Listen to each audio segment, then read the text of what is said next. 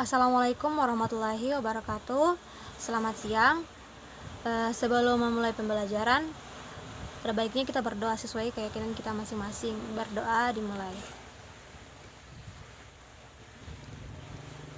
Berdoa selesai. Nah, Ibu akan mengabsen kalian dulu ya. Rina Ismail, Sri Yustika Chandri Pakaya, Siti Endang Munawati. Nah, pertahankan kehadiran kalian ya, karena kehadiran itu sangat penting dan sangat mempengaruhi nilai kalian juga. Nah, Ibu akan bertanya dulu, sebelumnya itu apakah kalian pernah memperhatikan tumbuhan secara utuh dari atas sampai bawah, misalnya dari akar sampai pucuk. Nah, apakah kalian memperhatikan bagian-bagiannya dan apakah fungsi dari bagian-bagian tumbuhan itu berbeda atau sama? Nah, untuk memperjelas yang Ibu sebutkan tadi, kita akan mempelajari tentang struktur dan fungsi dari tumbuhan. Nah, struktur dan fungsi dari tumbuhan ini kita tujuan pembelajarannya itu ada 3. Yang pertama, mendeskripsikan struktur dan fungsi tumbuhan seperti akar, batang, dan daun. Yang kedua, mengidentifikasi struktur dan fungsi tumbuhan seperti bunga, buah, dan biji. Dan yang ketiga, mengidentifikasi jaringan pada tumbuhan. Nah,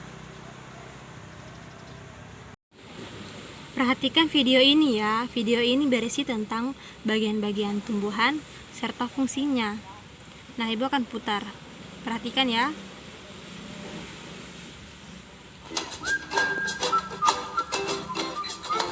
Hari ini aku sedang menyiram tanaman.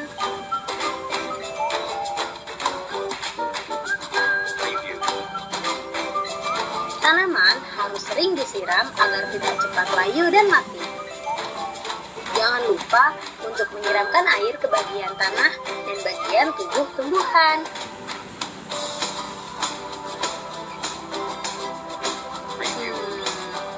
Apakah kalian mengetahui apa saja bagian-bagian pada tumbuhan?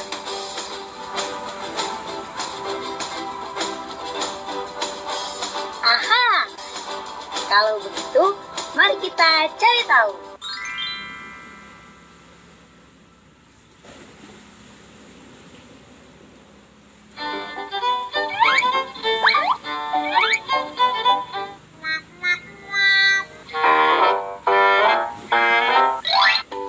Halo teman-teman, hari ini kita akan membicarakan tentang bagian-bagian pada tumbuhan. Tumbuhan memiliki banyak bagian dengan fungsi yang berbeda.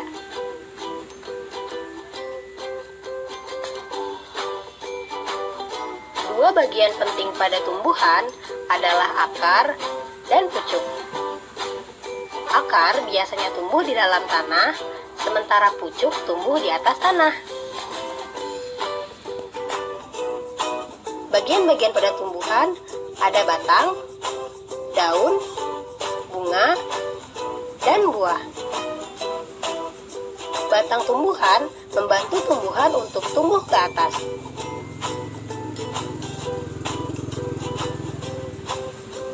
Batang membawa air dan mineral dari akar menuju daun dan membawa makanan yang sudah diolah daun ke bagian tumbuhan yang lain.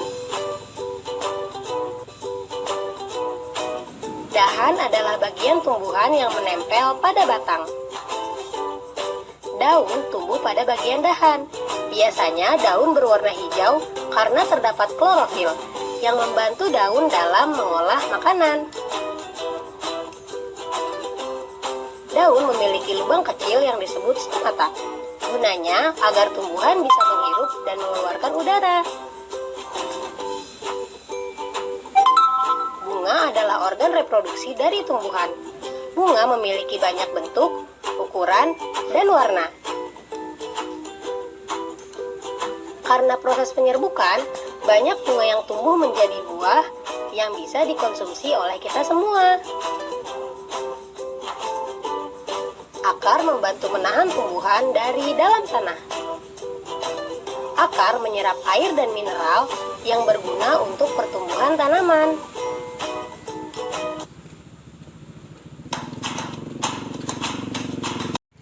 Dari video tersebut, apakah kalian sudah paham tentang bagian-bagian tumbuhan serta fungsinya, seperti akar, batang, daun, bunga, dan buah?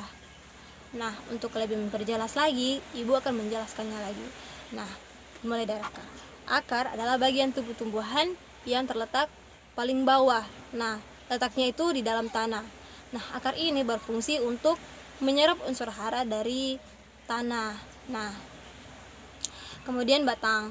Batang itu berguna menyalurkan zat hara dari akar ke bagian tubuh-tumbuhan yang lain seperti daun, dahan, dan juga untuk pembentukan buah.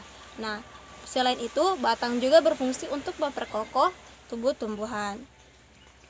Nah, setelah batang, kemudian ada juga daun. Daun berfungsi dalam proses fotosintesis. Fotosintesis itu berguna dalam pembentukan makanan yang dibutuhkan oleh tumbuhan. Nah, batang juga itu berfungsi menyalurkan hasil fotosintesis yang kemudian akan disebarkan ke seluruh tubuh tumbuhan. Nah, kemudian untuk proses fotosintesisnya itu didukung oleh zat hijau daun yang disebut dengan klorofil. Nah, buah itu dihasilkan hasil dari penyerbukan bunga. Nah, bunga sendiri itu berfungsi dalam proses reproduksi dari tumbuhan sehingga dapat menghasilkan buah. Nah, untuk lebih jelasnya Ibu akan memperjelas. Silahkan perhatikan slide berikut ini. Di slide ini ada akar tumbuhan monokotil dan akar tumbuhan dikotil. Akar tumbuhan monokotil dapat kita ketemukan pada tumbuhan jagung dan juga padi. Sementara akar tumbuhan dikotil dapat kita ketemukan pada tumbuhan mangga. Nah, akar tumbuhan dikotil disebut juga dengan akar tunggang, sementara akar monokotil disebut juga akar serabut. Perhatikan struktur berikut ini. Nah, perbedaan yang paling mencolok adalah mengenai letak dari xilem dan juga bentuk xilemnya sendiri. Nah, xilem pada tumbuhan dikotil terletak di tengahnya, sementara akar tumbuhan monokotil terletak bersebelahan dengan flum serta endodermisnya dan terlihat menyebar. Kemudian kita pindah ke materi tentang batang. Kemudian struktur batang tumbuhan sangat bervariasi, pada umumnya tersusun atas jaringan epidermis, korteks, stel, dan empulur. Nah, berikut kita lihat perbedaan struktur batang dikotil dan monokotil. Pada batang dikotil terdapat tempulur dan juga kambium, sementara pada batang monokotil. Lanjut pada bagian batang. Struktur batang tumbuhan sangat bervariasi. Pada umumnya tersusun atas jaringan epidermis, korteks, stel, dan empulur.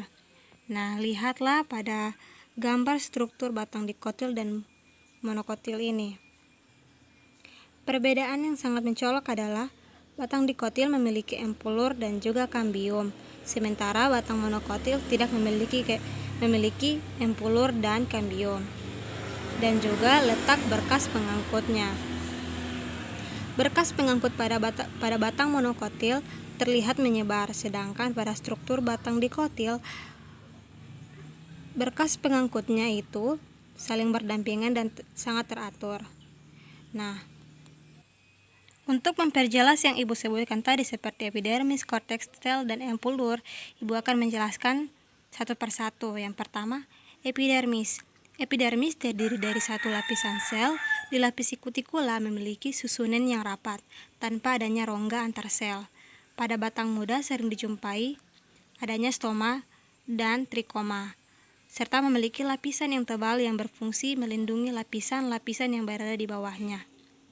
Nah, jadi epidermis ini berfungsi sebagai jaringan pelindung yang ada di bawahnya. Ya, paham kan? Kemudian jaringan korteks. Jaringan korteks ini tersusun oleh jaringan parenkim. Pada batang tertentu sering ditemukan adanya deretan kolenkim atau sklerenkim. Ada pula yang mengandung tepung dan zat yang lainnya dalam bentuk kelenjar. Kemudian jaringan stel.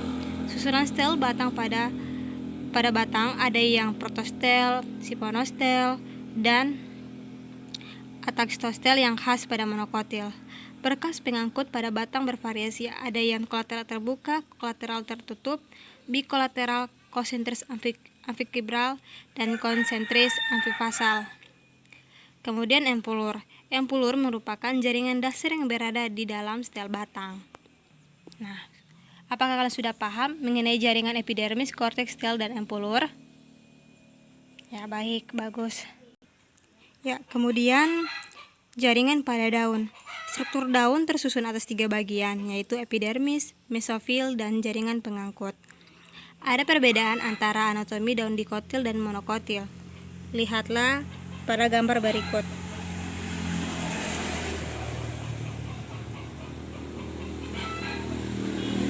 Lihatlah, pada anatomi tumbuhan dikotil, berkas pengangkut, xilem dan floem itu saling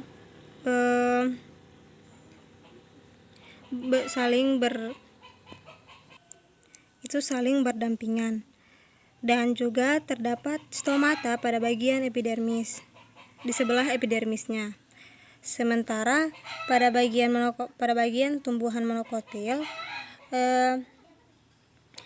jaringan berkas pengangkut itu terletak di antara jaringan palisade dan juga bunga karang, dan stomata berada di bawah bunga karangnya.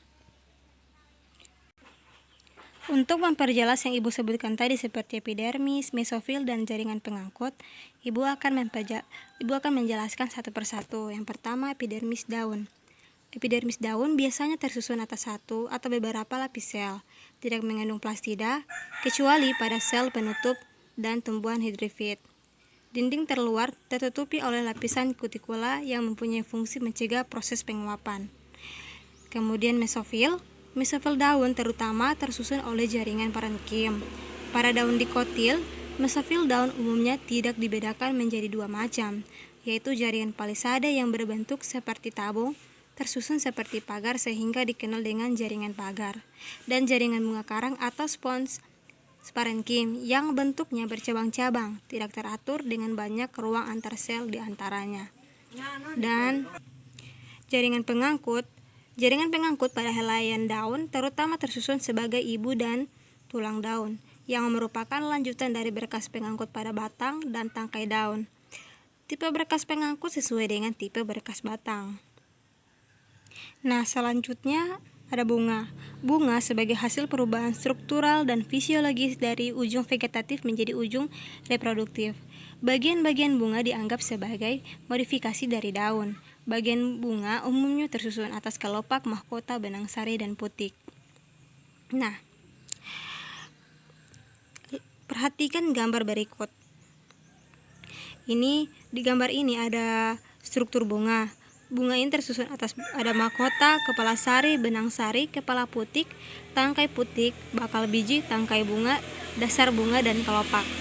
Yang mana setiap bagian-bagian ini memiliki fungsi yang berbeda. Yang mana dan kepala sari. Kepala sari ini berisi benang sari yang berguna sebagai pembawa gamet jantan. Gamet jantan itu maksudnya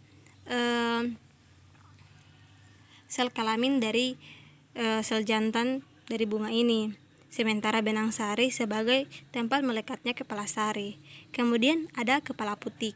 Kepala putik itu adalah bagian dari organ reproduksi betina dari bunga, berfungsi sebagai penerima serbuk sari. Nah, tangkai putik itu berfungsi menyalurkan serbuk sari yang tertempel di putik menuju bakal biji. Nah, sementara mahkota itu berfungsi untuk menarik perhatian serangga. Dan kelopak itu berfungsi sebagai pelindung mahkota saat bunga itu belum mekar. Dan bakal biji ini nantinya akan menjadi calon buah yang buahnya itu pasti ada bijinya. Nah, dan tangkai bunga itu berfungsi sebagai agar bunga tetap kokoh. Nah, untuk lebih memperjelas lagi yang Ibu sebutkan yang tadi itu, bukan menjelaskannya satu persatu. Kelopak atau sepala yang kita sebut, yang nama ilmiahnya disebut sepala, secara keseluruhan disebut kalik. Struktur sepala seperti daun, tetapi tidak sederhana. Biasanya mempunyai warna hijau, mempunyai fungsi untuk membungkus dan melindungi kuncup bunga. Kemudian ada mahkota atau petala. Secara keseluruhan disebut korola. Struktur petala seperti daun, tapi lebih sederhana. Umumnya mempunyai warna cerah dan indah yang berfungsi untuk menarik serangga agar datang dan membantu proses penyerbukan. Dan selanjutnya ada benang sari. Benang sari merupakan alat kelamin jantan, terdiri dari stamen atau benang sari yang tersusun oleh bagian-bagian filamen atau tangkai sari dan antera kepala sari. Putik merupakan alat kelamin betina, tersusun atas karpela, daun buah yang membentuk ovarium atau bakal buah. Kemudian stilus, tangkai putik, dan stigma sebagai kepala putik. Di dalam ovarium terdapat ovulum atau bakal biji yang melekat pada ovarium melalui funiculus atau plasenta. Selanjutnya, Ibu akan menjelaskan satu persatu tentang buah dan ada juga biji sebentar ya. Nah, kita fokus ke buah dulu. Secara umum, buah terdiri dari kulit buah, daging, dan biji. Kulit buah dan daging buah berbatasan langsung dengan biji disebut perikarp. Perhatikan struktur berikut. Nah,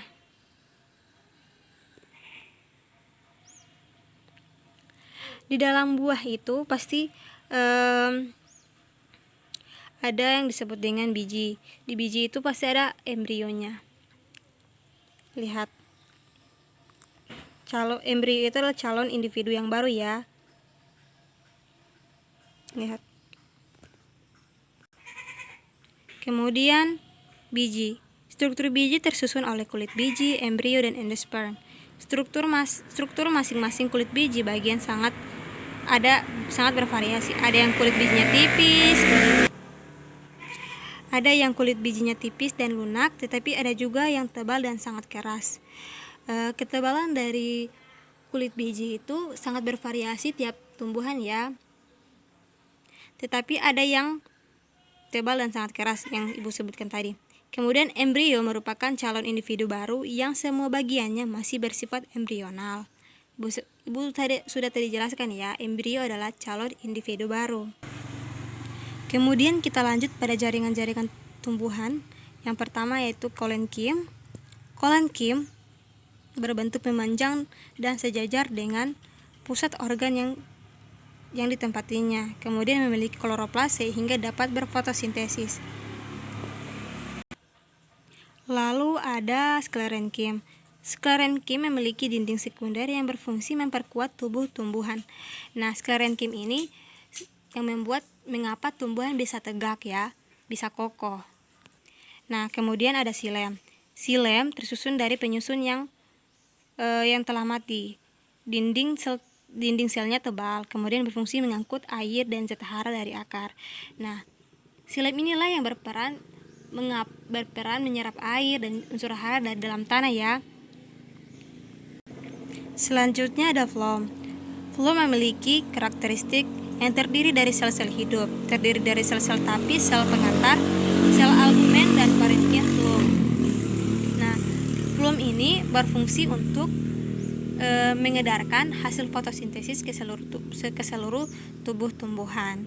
Berbeda fungsinya dengan silem tadi yang Ibu jelaskan. Silem kan fungsinya menyerap unsur hara dari bawah, sementara floem menyalurkan hasil fotosintesis dari daun untuk disebarkan ke seluruh tubuh tumbuhan. Nah, sekarang ada epidermis.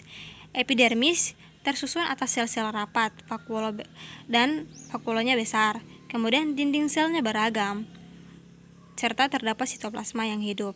Nah, epidermis ini Ibu sudah jelaskan tadi ya. Epidermis ini berfungsi sebagai jaringan pelindung yang ada di bawahnya. Selanjutnya ada meristem. Jaringan meristem ini sel penyusunnya berukuran kecil dan sama besar. Sedangkan dinding selnya tipis, terus terdapat pada pucuk dan akar, dan sel-selnya aktif membela. Nah, meristem ini kan aktif membela, jadi jaringan meristem ini terletak pada bagian pucuk sehingga tumbuhan tersebut dapat tumbuh terus ke atas. Dari penjelasan Ibu tadi, apakah kalian sudah cukup paham mengenai struktur dan fungsi tubuh tumbuhan seperti akar, batang, daun, bunga, buah, dan biji, serta jaringan pada tumbuhan?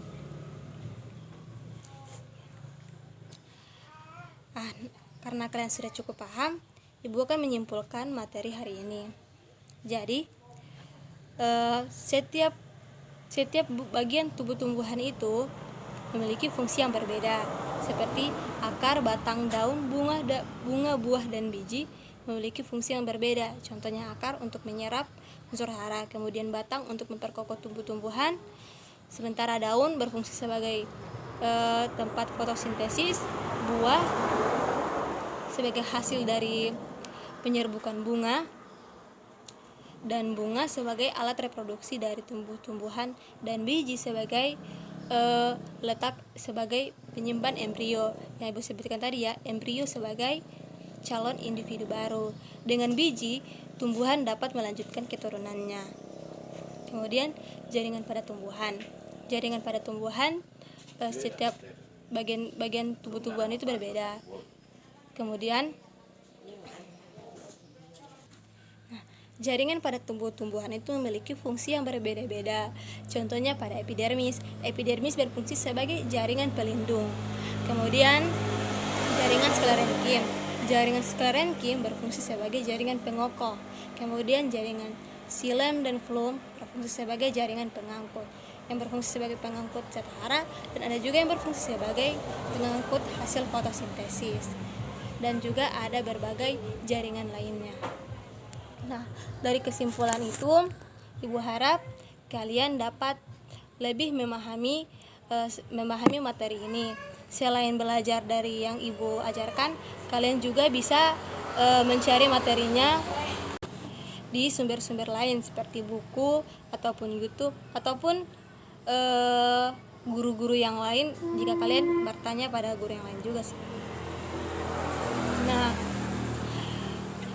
sekian dari Ibu harap kalian dapat menjaga kesehatan kalian karena karena kesehatan itu sangat berpengaruh juga dalam proses belajar kalian juga ya. Nah, untuk tugas itu kalian buat resume dari yang apa Ibu jelaskan tadi. Nah, tugasnya itu diketik di Word dan batas pengirimannya itu besok jam 12. Jangan lupa sertakan nama dan juga nomor induk di tugas kalian. Nah, Ibu tutup. Assalamualaikum warahmatullahi wabarakatuh. Nah, untuk menutupnya itu sebaiknya kita berdoa. Berdoa dimulai. Berdoa selesai. Assalamualaikum warahmatullahi wabarakatuh.